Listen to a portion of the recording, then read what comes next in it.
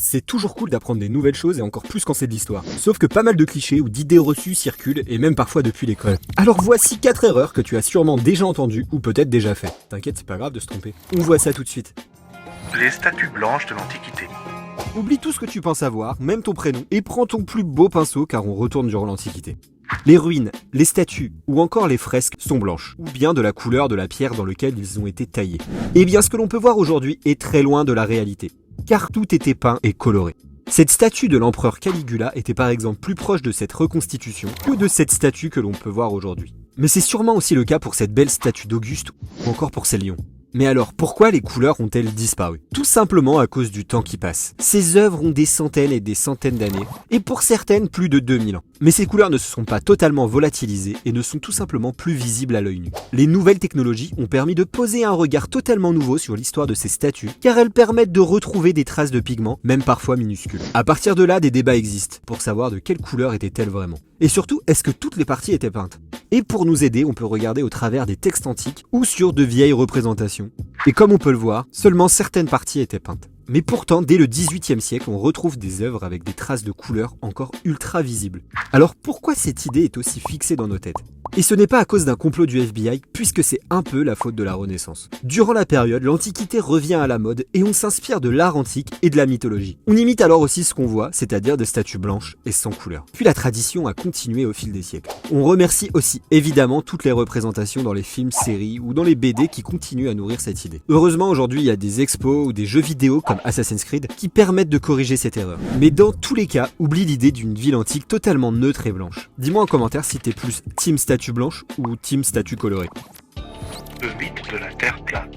Je suis sûr que tu as déjà entendu le fameux « Au Moyen-Âge, on pensait que la Terre était plate ». Eh bien, désolé si je te l'apprends, mais cette idée est fausse. Car déjà, durant l'Antiquité, les philosophes et les scientifiques grecs savaient que la Terre était bien sphérique. Et ça, ils le savent grâce à l'étude du ciel et des étoiles, mais aussi grâce aux maths. Merci Pythagore. Eratosthène calcule même la circonférence de la Terre au 3e siècle avant JC. Et si l'on retourne au Moyen-Âge, c'est pareil. Seuls les plus incultes ne savaient pas que la Terre était ronde, et encore. Même si quelques irréductibles platistes ne sont pas convaincus, ils sont en réalité très peu nombreux sur toute la période. Donc non, il n'y a pas eu de retour en arrière durant l'époque médiévale. Et non, on ne pensait pas que la Terre était plate en forme de pizza. Bon, ça je sais pas vraiment s'ils le pensaient. Il y a même une grosse innovation théorique que l'on doit à Galilée et ce qui lui vaudra un procès. Lorsque Galilée est puni par l'Église en 1633, il faut savoir que c'est pour avoir remis en cause la place de la Terre dans l'univers, et ce n'est donc pas à cause d'une grosse révélation sur la forme véritable de la planète. Car à l'époque, pour l'Église, notre planète est ronde, mais au centre de tout. Le Soleil, les étoiles et les autres planètes gravitent et tournent autour d'elle. Et cette représentation s'appelle le géocentrisme. Mais on ne parle donc jamais d'une Terre plate. Et Christophe Colomb en 1492, ou le Tour du monde de Magellan en 1520, n'ont d'ailleurs jamais contribué à prouver que la Terre était ronde, puisqu'on le savait déjà. Alors d'où vient cette croyance? C'est au XVIIIe siècle que ce préjugé se met en place et s'enracine dans l'imagination populaire. Cette idée reçue s'appuie d'ailleurs sur le fameux mythe d'un Moyen-Âge obscur et ignorant qui est totalement faux. Mais je vais pas parler de ça ici. Dis-moi en commentaire si une vidéo sur les idées reçues du Moyen-Âge t'intéresserait. Bon, maintenant le vrai mystère c'est de comprendre pourquoi pas mal de personnes pensent encore aujourd'hui que la Terre est plate. Christophe Colomb a découvert l'Amérique. Une des choses que l'on apprend dès l'école primaire, c'est bien la découverte de l'Amérique par Christophe Colomb en 1492. Eh bien tu connais, c'est faux, complètement faux et encore faux. On peut pas vraiment parler de découverte car quand Christophe Colomb arrive là-bas, eh bien, il y avait déjà des personnes qui vivaient sur place. Plus pour longtemps, c'est sûr. Mais il y avait quand même des peuples autochtones qui étaient bien présents et ça depuis des milliers d'années. Aussi, pas mal de personnes avaient déjà visité le continent, dont les fameux Vikings qui s'installent sur les côtes du Canada autour de l'an 1000 dans une région qu'ils nomment le Vinland. Et bien avant 1492, des pêcheurs européens partaient là-bas pour pêcher de la morue ou chasser des baleines. Enfin, Christophe Colomb ne sait même pas qu'il a atteint l'Amérique. Jusqu'à sa mort en 1506, il pense qu'il a en réalité atteint des îles asiatiques et qu'il a trouvé un moyen plus simple et plus rapide de rejoindre cette région du monde. Alors pourquoi on parle tous de découverte?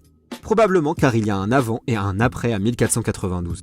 On retourne dans l'Europe de la fin du XVe siècle, la guerre de 100 ans vient de se finir et ça semble plutôt calme avec la peste. On a dans tous les esprits que seuls 3 continents existent, l'Europe, l'Afrique et l'Asie, et ça depuis des centaines et des centaines d'années grâce à un mélange de cultures bibliques et mythologiques.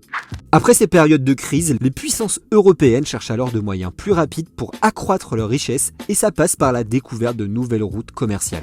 C'est Amerigo Vespucci qui est un des premiers à parler de Mundus Novus en 1503 et il donnera plus tard malgré lui son nom à l'Amérique grâce à Martin Waldenseemüller en 1507. Très vite, les souverains européens décident de conquérir et coloniser le territoire pour agrandir leur puissance et accumuler des richesses. C'est une rupture totale, un choc de civilisation en Europe, mais aussi en Amérique, où les civilisations déjà présentes sont réduites à néant. Et pour le mythe de Christophe Colomb en tant que découvreur de l'Amérique, il vient beaucoup plus tard, vers le début du 19e siècle, au moment où les États-Unis se forment et utilisent comme modèle un Italien qui a été trahi par le vieux continent. Un peu comme eux quoi. J'adore rire. Et c'est parfait pour ce nouveau pays qui tente de se défaire de l'histoire anglaise.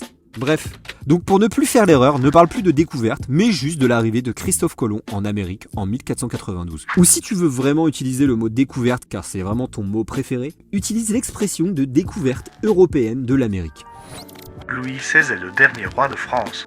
Eh bien, c'est une idée reçue et je la vois souvent revenir. Mais non, la monarchie et les rois de France n'ont pas disparu avec la Révolution française. Pour te remettre dans le contexte, la monarchie est abolie en septembre 1792 et le roi Louis XVI est guillotiné quelques mois plus tard, en janvier 1793. On n'a alors plus aucun roi sur le trône de France qui n'existe d'ailleurs tout simplement plus. Après la Révolution française et l'empire de Napoléon, on a une période que l'on appelle la Restauration. C'est une période où l'on remet en place la monarchie et ça s'étend en gros de 1814 à 1830. Et c'est là qu'un nouveau roi rentre en jeu. Comme Louis XVI est mort et que son jeune fils, le petit Louis XVII, meurt en prison durant la Révolution, la couronne de France revient donc au frère du roi, c'est-à-dire Louis XVIII, qui règne de 1814 jusqu'à sa mort en 1824. Et lorsque le roi fauteuil meurt, il n'a pas d'enfant et donc pas d'héritier. La couronne revient alors au dernier frère de Louis XVI et de Louis XVIII, qui devient Charles X.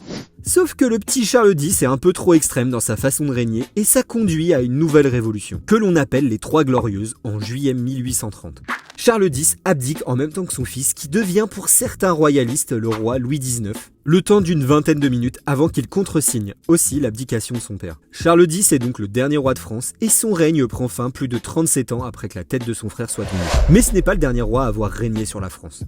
Voici Louis-Philippe Ier, son cousin, qui lui succède en tant que roi des Français. Et c'est là toute la différence, puisque le roi des Français est choisi par le peuple et non pas élu par Dieu. Il ne règne pas non plus sur un royaume et sur ses sujets, mais bien au nom du peuple français, avec l'aide du Parlement. On appelle cette période la monarchie de Juillet. C'est une monarchie constitutionnelle et libérale. Louis-Philippe Ier règne de 1830 jusqu'à 1848.